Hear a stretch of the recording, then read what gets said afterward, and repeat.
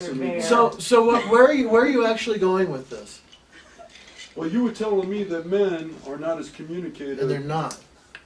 I don't see it that way. I haven't heard you communicate one thing in what you just said. Not a thing. Not there was nothing in there that actually applied to anyone else other than you. None of it. Not a stitch of it. And that's what I'm getting down to. No, but I mean, what is communication? You know, what exactly is that? Is it a word in the dictionary? Is it saying hello to somebody? No, is it talking about the weather? A lot of it has to do with expressing your feelings, letting someone know where you're coming from. It has nothing to do with that. You don't think so? Absolutely not. That it's not good to let you or your spouse or your loved one or whatever know where you're coming from. You should probably let them know where you're at. But to let them know, I mean, how do you let them know where you're coming from? You know, it's just like I can tell this gentleman right here something, whisper the words in his ear. By the time he whispers it to that person, it gets to you, it's going to be a whole totally But that's different talking, sentence. that's not communication. That's not... But I'm just saying, people don't generate that and keep it. Generate what? The mindset. And stay focused on what they want to communicate about. The mind can't communicate, so I stay focused in there. All the mind does is ramble on like a loony. The mind turns a human being into a monkey in the zoo. They stand there and throw shit around. They do, and they pick off the other one and they eat little mites. That's what the mind does to human beings. It turns them into little monkeys in the zoo. Right. So to me, the ultimate is to have no mind. I know that. It's not to have no mind. You don't think so? No, absolutely not. I wouldn't want to have no mind. Because what am I going to do? Sit there? Well, you probably took my statement wrong. When I say no mind, you know, what I'm saying is when you say no mind, it's like a peaceful mind. To me, I don't know. I think the mind that illuminates is probably the one that's real, and the one that just banters is Or probably change it a differently. front. Instead of saying mind, maybe saying your thoughts. It's banter. It's all banter. Because there's one thing that's faster than the speed of light, and that's your thoughts. No, not really. Oh yeah. No, not really. I mean, I'm sure it seems that way when you can sit and fantasize about it. No. Light is the universe, my friend. It is what made everything.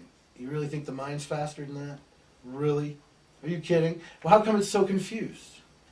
How come it doesn't know what to do with itself? How come it decides to go out and trash the human being that it seems to be occupying for the moment? Why does it send a human being out to destroy itself? It's really fast. It might be fast, but it's reckless and stupid. Reckless and stupid. Well, those are all choices. Well, sure. Engaging the thought box is always a choice, isn't it? Mm-hmm. But it's one that people are heavily addicted to. And when's the last, I mean, you can't hear anything when you get there. Thank you. You can't actually hear anything that's going to help you when you're stuck there. Nothing. It just rambles. It doesn't do anything. All it does is take your energy, your life force, and spin it out into words, strings of words. And then you're left feeling like a wreck and confused and have no balance or stability. But you got a whole lot of stuff going on. I mean, I don't know. Does that make people feel good? I never made me feel good. So Yeah, I know. I would assume, based on my experience, that it would pretty much be the same for anyone else. You know, so I mean, there's really only one way you quiet down the mind. You have to listen to something else. You do. You have to listen to something other than the rambling that goes on in your own brain. It's not interesting, for one. It never is. It doesn't apply to any kind of growth. It has nothing to do with loving somebody.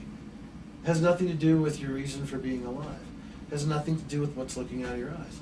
It's just this overlapping, it's annoying is what it is.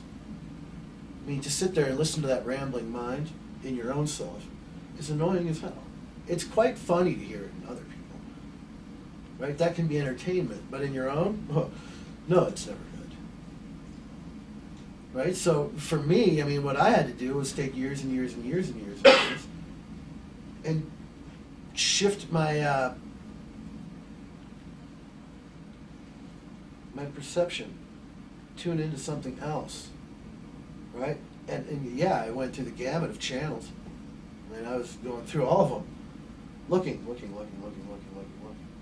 The only one that's actually you can tune in perfectly and crystal clear is, you know, the one that connects you to what made you. There isn't any other one. What made you? You tune into that, the noise stops in your head. And it's not that the noise is gone, it's still all around you like it always was. You're just not receiving it anymore because something else has caught your attention. Something else has become much more appealing, much more sane, and much more rewarding than all the crap that went on all those other channels that really haven't, they're not marketed to you. You know? If you can develop that and listen to it, your state changes. Your thoughts don't change. I'm still as crude as I ever was. I have witnesses to that. Well, personally, I feel I do a lot of activity that my brain doesn't get cluttered and it doesn't, I don't, you know, for years, like, I'll be out in my garden, okay? And it's basically, all the thoughts go away. But see, here's what I'm talking about, Mark, right now. You're speaking from a perspective that you believe is yours, Okay. right? Uh-huh. You're speaking from your experience of things. But your experience of things may not be completely genuine, right? Because you may not, and no one, I mean everyone may not, have that connection all that clear.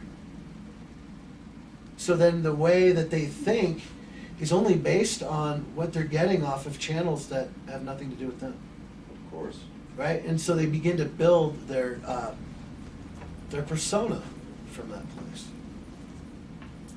But there's a lot of things that affect everybody as an individual, and going back to your statement in the beginning, I felt that was a very big generalization, saying that comparing men to the women. Well, you have to understand what I mean by communication. Communication is, I mean, you could talk, like I said, I could sit here and talk for days and communicate nothing.